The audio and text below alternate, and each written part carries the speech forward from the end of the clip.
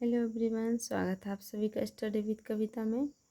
तो गाइस, आज का जो हमारा क्वेश्चन है वो बहुत ही महत्वपूर्ण क्वेश्चन है। आप देख सकते हैं ये सिद्धार्थ और डीडी दोनों यूनिवर्सिटी में पूछा गया क्वेश्चन है। तो अब हम अपना क्वेश्चन देखते हैं।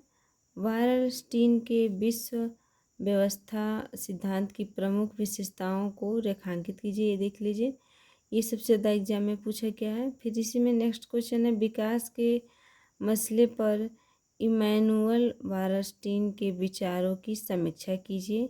ये सिद्धार्थ यूनिवर्सिटी 2019 में पूछा गया क्वेश्चन है। फिर इसमें नेक्स्ट क्वेश्चन है, वायरस्टीन के अल्प विकास के विश्व व्यवस्था सिद्धांत की विस्तार से विवेचना कीजिए। ये भी देखिए, डीडी यूनिवर्सिटी में 2 साल आया, 2019 और 2020 में। तो इसलिए ये क्वेश्चन जो है बहुत ही महत्वपूर्ण क्वेश्चन है। तो अब हम इस क्वेश्चन का आंसर देखेंगे। तो गाइस, आंसर में हम देखते हैं कि विश्व व्यवस्था सिद्धांत विश्व इतिहास एवं सामाजिक परिवर्तन को समझने का एक तंत्र है। इसका मानना है कि सामाजिक अध्ययन के लिए पूरे विश्व को मूल इकाई माना जाना चाहिए, न कि देशों के राज्यों को विश्व राष्ट्र राज्यों में बांटा हुआ है, पर उसे एक वैश्विक प्रणाली के रूप में देखने का आग्रह करने वाले सिद्धांत विभाजन को एकता के संदर्भ में समझने का प्रयास करते हैं। उनकी मान्यता है कि मानसिक सीमाओं और सामाजिक निर्णय प्रक्रिया का अध्ययन करने के लिए राष्ट्रीय राज्यों को एक इकाई के रूप में ग्रहण करने के बजाय वैश्विक प्रणाली को विश्लेषण का आधार बनाया जाना चाहिए। अर्थात हम इसमें देखते हैं कि जो विश्व व्यवस्था सिद्धांत है और जो विश्व इतिहास है, वो सामाजिक परिवर्तन को समझने का क्या है, एक तंत्र है। और इसका मानना है कि जो सामाजिक अध्ययन है, तो उस सामाजिक अध्ययन के लिए पूरे विश्व को एक मूल इकाई माना जाना चाहिए, ना कि सिर्फ एक पूरे विश्व को मानना चाहिए ऐसा, ना है कि केवल देश और राज्यों को। अर्थात किसी एक या देश को नहीं, एक देश को या राज्य को नहीं मानना चाहिए, पूरे विश्व को मानना जाना चाहिए। और विश्व को राष्ट्र राज्यों में बटा हुआ है, तो इसीलिए पूरे जो देश को ऐसे बांटना चाहिए, पूरे देश में इसको मानना चाहिए। तो अब हम इसमें क्या पढ़ते हैं कि जो हमारी जो वैश्विक प्रणाली है, उसको देखने के रूप में अगर हम आग्रह करते हैं तो क्या है, विभाजन और एकता को समझने का एक प्रयास है। अर्थात हमारा जो देखने का नज़रिया है उसमें क्या है, एक विभाजन और वैश्विक प्रणाली जो है वो आग्रह करने का एक सिद्धांत है।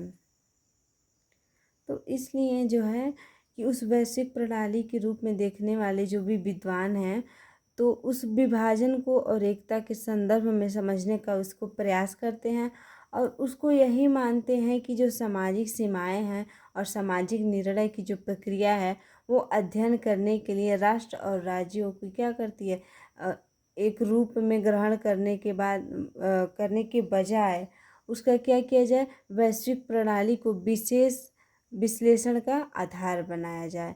ये हमारे विद्वानों का कहना है। ठीक है, तो अब हम इसमें आगे क्या देखते हैं कि जो बौद्धिक परियोजना है, उसके आधार पर किए गए जो सूत्रीकरण है, वो वैश्विक प्रणाली के रूप में उसे जाना जाता है। और इसे ही हम जनक इमैनुएल वायरस्टीन हैं, अर्थात इन्हें ही हम क्या कहते हैं, इमैनुएल वायरस्टीन कहते हैं। नेक्स्ट हम इसमें अब विशेषताएं देखेंगे। तो देखते हैं, वायरस्टीन ने अपनी कृति द मॉडर्न वर्ल्ड सिस्टम में अपने प्रसिद्ध विश्व व्यवस्था सिद्धांत को प्रस्तुत किया है।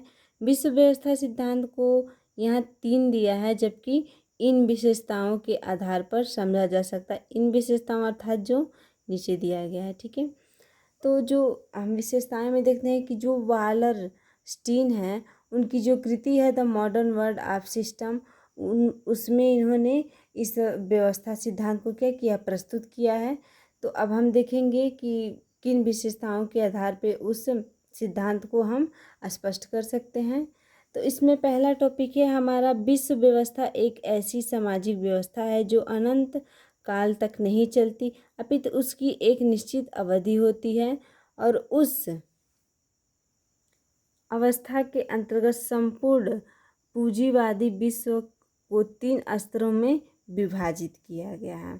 अर्थात जो पहला टॉपिक है उसमें क्या देखते हैं कि जो विश्व व्यवस्था है वो एक ऐसी सामाजिक व्यवस्था है जिसमें अनंत काल तक नहीं चलती है, लेकिन उसकी एक निश्चित क्या होती है, अवधि होती है। अर्थात ये अनंत काल तक नहीं चलने वाली होती है, उसकी एक निश्चित अवधि होती है और उस व्यवस्था के अंतर्गत जो है पूरे पूंजीवादी विश्व को 3 स्तरों में विभाजित किया गया है।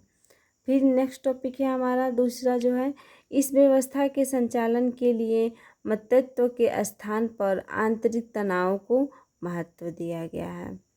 नेक्स्ट टॉपिक है, वालरस्टीन ने आधुनिक विश्व व्यवस्था के उद्भव में राजनीति की अपेक्षा अर्थव्यवस्था की महत्वपूर्ण भूमिका को रेखांकित किया है।